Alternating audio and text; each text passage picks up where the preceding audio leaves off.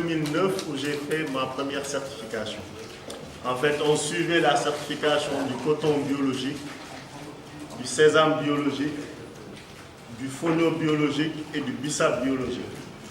Mais comme c'était des produits qu'on destinait à l'exportation, on prenait le certificat EcoCert.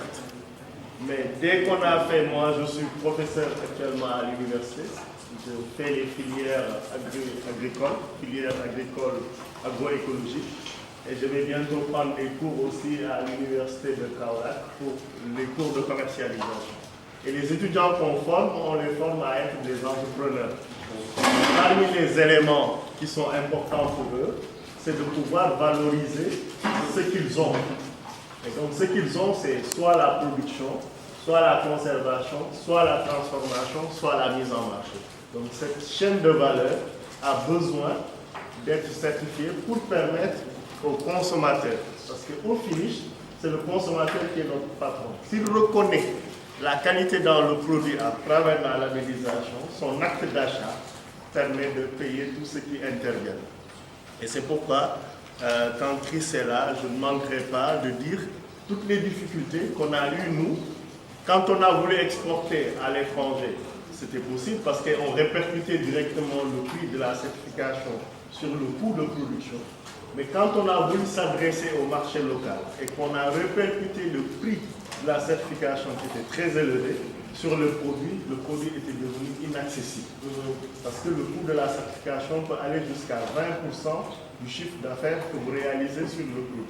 C'est énorme. Et donc, on a envisagé des systèmes alternatifs. Moi, je faisais partie de ceux qui ont créé le label local qui s'appelle ASD, Agriculture saine et durable, qui est reconnu par les consommateurs. Et on a organisé des marchés de niche, des circuits courts de commercialisation. Et dans nos marchés, quand les consommateurs viennent, quand ils payent, ils savent qu'ils ont payé un produit ASD. On leur a garanti que ce produit est exempt d'intention. Mais le seul problème que nous avons, c'est que nous le maîtrisions. Nous avons nos agents de contrôle sur le terrain. Mais avec ce label, on ne pouvait pas exporter et profiter du marché. Ce que le Brésil a fait avec les SPG, avec tous ceux qui sont, j'ai entendu les présentations avec beaucoup de fierté, parce que je sais que tous les segments sont représentés ici. Et on devrait pouvoir aujourd'hui avoir les moyens de porter un SPG qui soit suffisamment crédible auprès des consommateurs locaux, voire même internationaux. Et je suis d'accord avec Karim, on est des producteurs.